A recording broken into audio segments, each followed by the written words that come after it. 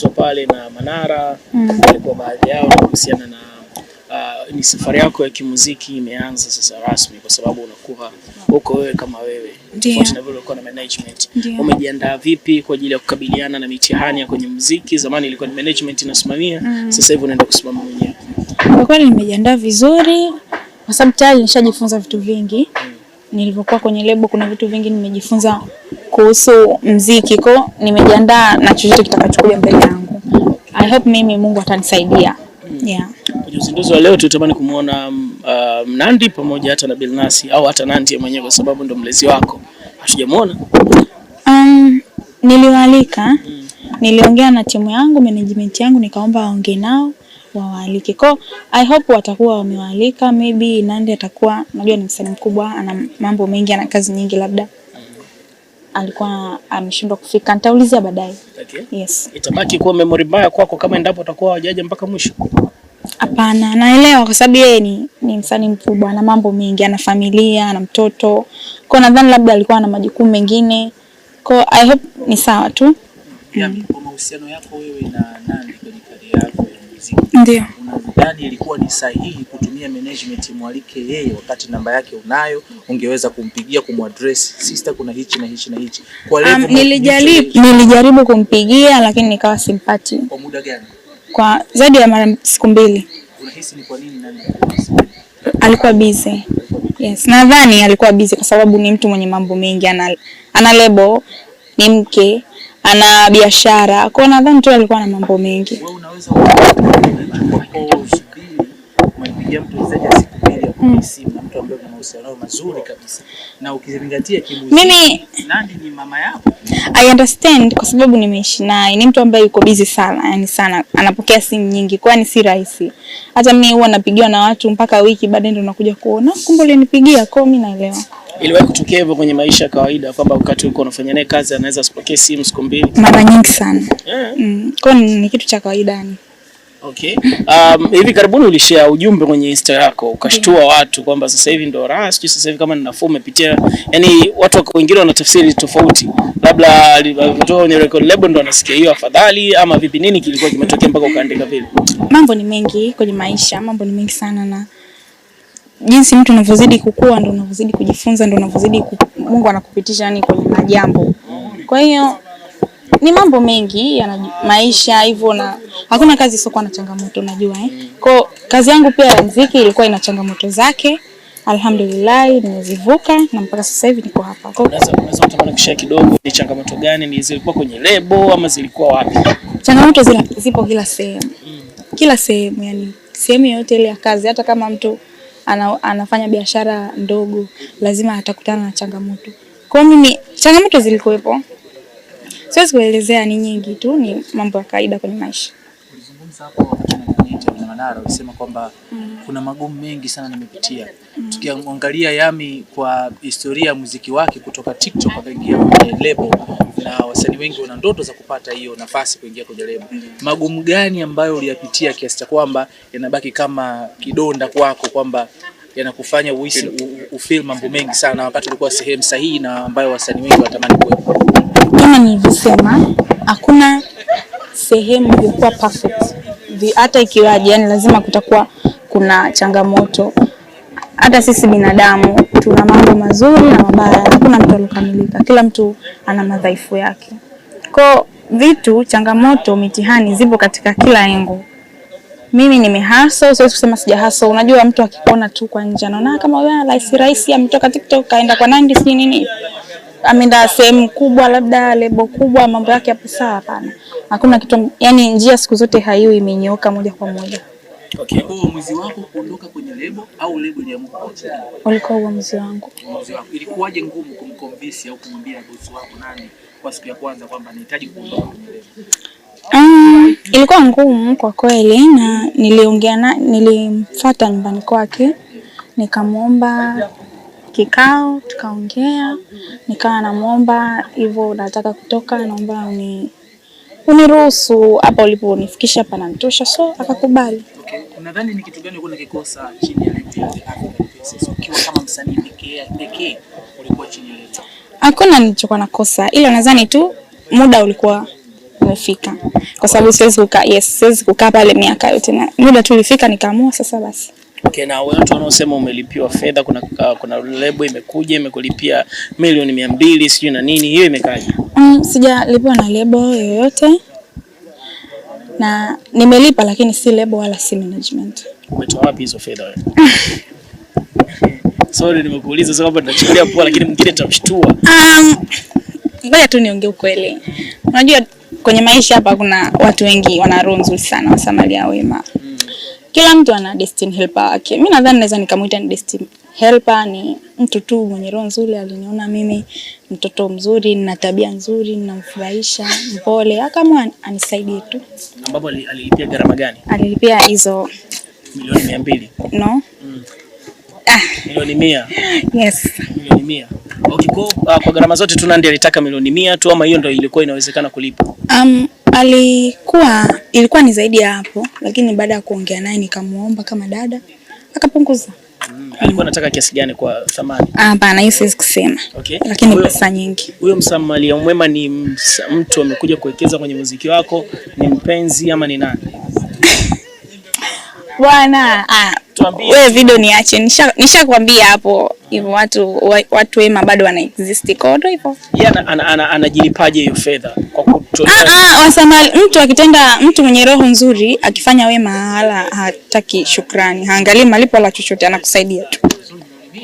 Milioni 100? Jamani nyie, haya kama mwamini nishaambia. Kwa umelipiwa milioni 100 ukapewa management ama imekwaje sasa? Kuna jenda? Sasa hivi nina team tu, nina timu yangu inayonisaidia, nina manager, nina Ivani team kama team. Lakini label bado sijapata wala management, kwa bado naendelea kwanza kupambana mwenyewe, nasukuma mkokoteni. Kwa unataka label tena baada ya kutoka kwenye label? I'm not sure. Sidhani lakini. Yani, ni kosa gani ambalo huwezi kulifanya ikatokea leo umekuwa ni bosi wa label? Kosa gani ambalo huwezi kulifanya unaamini hilo linaweza kupelekea msanii kutamani kuondoka kwenye label hiyo utakayoifungua? Sitamani atakuwa na label. Kwa nini? Basi tu yani. Kwa nini utamani kuja kuwa na label? Nadhani kwa sasa sitamani, ila labda baadaye inshallah mambo yakinikalia sawa. Mimi nadhani nikamfano nikiwa na uwezo wangu naweza kumsupport msanii au mtu mwenye kipaji, nitamsupport tu. Yaani nitamsupport tu kwa mapenzi yangu, wala sitahitaji chochote hivyo. Lakini kwa na label no. Wasanii wengi ambao wamefanya nao collab wamekuja kukusupport. Kasoro Mbosso. Kuna nini? Why ukumwalika? Nimwalika lakini iko sidhani kama ipo unajua ipo ana mambo mengi sasa hivi. Kwa nadhani amepata udhuru.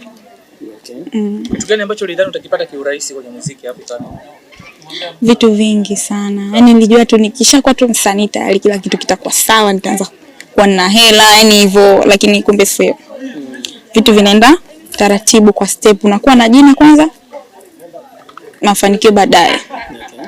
Rai inakuwa ni single, ni wimbo mmoja tu ama itakuwa na project ya vitu vingine? Ni wimbo mmoja. Ila mambo mengine mtaona yatafuata. Sawa, ishatoka tayari? Yes, ishatoka. Ipo kwenye digital platform zote, YouTube, Boomplay, Audiomack, kote unapata, Spotify, kila sehemu. Maliza na Tanzania. Mashabiki zangu ninawapenda sana. Sasa hivi nimerudi. Mimi si msanii tena ambaye niko chini ya label, najitegemea. Naombeni mnipokee kama mlivyonipokea mwanzo, mnisupport. Nahitaji sana support yenu. Nawapenda sana. Kazi sijaelewa kwenye huyo mtu ambaye amemsupport kwa milioni 100. Yaani ni kwamba huyo mtu alikuja baada ya wewe kumwambia Nandy unavunja mkataba, au ulikuwa naye before hata kumwambia Nandy huo mpango wako kuvunja mkataba? Nadhani ni baada. Watu wema wana exist jamani. Mimi watu wa design yao nishakutana nao wengi sana. Yani kukupa milioni 100? Sijasema. Yaani watu tu ambao wako radhi kukusaidia ukiwaomba jambo lako hivyo. Kwa ni watu tu ambao yani Mwenyezi Mungu ukiwa na, unajua kama unasali, unamwamini Mungu. Unajua mimi nilikuwa nasali sana, nilikuwa namuomba sana Mwenyezi Mungu anionyeshe njia, aniongoze, anisaidie. Kwa zile sala na dua zangu zimenisaidia, zimeniletea mtu huyo, basi kanisaidia. Kwa sio kwamba ulikwenda kumlilia kwamba no. Nandy labda kuna vitu upati. Hapana. Unatamani utoke lakini Hapana, lakini nadhani kuna siku tu tulikuwa tunaongea, nikamwambia hivyo, yani mambo yanaendelea, nimeenda kuongea na bosi wangu na 1 2 3, akaniambia oh basi sawa, haina shida, mimi I will pay. Mimi mwenyewe nilikuwa kwenye shock, yani nilikuwa siamini. Okay. Sawa, naomba nimalize moja ya jibu lilitoa Manara alivyokuuliza mtandaoni, ilizuka kwamba ulitembea na Billnass, ndio Manara amekuuliza umekataa. Unahisi kwa nini watu walizusha kwamba umetoka na Billnass au sio ulitakana na Billnass ndio maana naenda kakasirika? Kwa hiyo hata mimi sijui ni kwa nini, lakini mimi nadhani tu ni mambo tu ya Tanzania, kwa sababu tangu nimetoka watu walikuwa wanasema huyu yani Billnass atamwacha salama kweli. Na hisi kwa watu walivyona nimetoka na nini wakajua labda hivyo nimetembea naye, labda Nandy ndio maana kamua, lakini si kweli. Wewe na Billnass mlikuwa mnachukulianaje tofauti na Nandy? Mimi yani kwanza simuoni, yani yule kuna naye ni mara moja sana. Yani mpaka kwa kuna jambo la muhimu, aidha tuna rekodi hivyo, kienda nyumbani kwake pale hayupo. Hata kipindi nakaa kwa bosi, alikuwa bosi wangu, nilikuwa simuoni sana, yani mara moja. Kwa hiyo yani sijui hata hayo mambo yametokea wapi. Mimi na Billnass hatakuwa hata na mazoea, yani kwanza hata hatuongei mpaka yani kukue kuna kitu muhimu ndio ukiona sehemu yake unashtuka Billnass kanipigia kuna nini. Okay. Isho uvaji wako watu wanaikosoa hasa kwa kuonesha kitovu. Anasema huyu lini atafunika tumbo. Hilo umelifikiria? Ni kawaida, nimefikiria, mbona ni jambo tu la kawaida jamani. Wasanii wa nje tunaona wanavana, wanapendeza. Tyler yule pale. Yaani mara nyingi hilo ndo vazi lake, anaacha hivyo kitovu chake nje, kiuno, lakini ni kitu cha kawaida kwa wenzetu wa nje, ila tu Tanzania ndo bado hawajazoea nadhani. Tyler ni role model wako? Yeah, I can say that. Kwa sababu namfuatilia sana. Na hii kuweka kitovu wazi ndo identity yako. Yeah. Mambo tukimwona Yami ni tumbo wazi mwanzo mwisho. Yeah, labda tu nipate kitambi. Okay, mimi na swali kidogo Yami, kuhusiana na post yako ambayo pia umepost kwenye Instagram yako. Umeandika Mungu kanitoa kwenye situation ambayo siwezi hata kuielezea. Alhamdulillah. Nasikia raha sana. Watu wameconnect dots labda pengine kwenye level yako ya uliotoka. Kuna situation ambayo haikuwa nzuri, ulikuwa unapata manyanyaso na nini. Hem, tueleze kuhusiana na hii situation, labda ni situation gani ambayo pia haikuwa nzuri kwako? Kama nilivyosema mwanzo, hakuna sehemu ilikuwa perfect. Matatizo ni mengi, situation mbaya ni nyingi. Mimi kutoka kwa bosi wangu na kuandika vile sidhani kama vinahusiana, lakini hivyo hakuna sehemu iliyonyoka. Yaani hakuna, hata nyinyi hapo kazi zenu ipo siku unakutana na changamoto mpaka unasema dai say, lakini mtu huwezi ku give up, unapambana. Hivyo, yani mtu yote ukimuuliza kwenye utafutaji wake lazima apitie mitihani. Kwa hiyo mitihani ipo kila sehemu, ni uvumilivu tu, kwa na subra na kuomba Mwenyezi Mungu. Na nilipitia tu situation nyingi tu, nilikuwa ni sipo sawa, nilianza kupata depression, nilivamiwa nyumbani kwangu, tukaibiwa. Hivyo kwa mambo yalikuwa mengi. Kwa hiyo kwenye record label yako ya kwanza alikuwa na situation sio nzuri, sio? Siwezi kusema sio nzuri. Kwenye maisha kuna wakati mzuri na mbaya. Kwa hiyo vitu vyote hivyo vipo, havikosekani. Kuna nyakati nzuri, yani huwezi kuishi nyakati nzuri forever. Ipo siku tu. Label nyingi zilikuwa ni zipi, nzuri au mbaya, ambazo zilikuwa nyingi? Nishasema hivi, kwenye maisha, kwenye kazi, kwenye label yangu, huwezi kila siku wewe ukaa tu unafurahi. Kuna yani changamoto zipo. Yes, mitihani ipo kila sehemu. Kutamani labda pengine kumwalika Nandy leo? Nilijaribu kumcall lakini sikumpata hewani, nikaongea na timu yangu, walinijulisha tayari washaongea naye.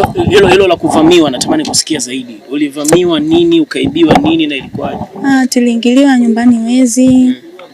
Tumelala, sijui wanapuliza zile nini, I don't know. Yeah, kwa tuliamka tu tunakuta milango, madirisha nini zile inondo, sijui. Nikaibiwa simu, TV, vitu vya ndani, hela tulizokuwa tumeweka ndani hivyo. Kwa hiyo hali imetokea wakati uko kwenye lebo ama baada ya kutoka? Baada ya kutoka, yani kama wiki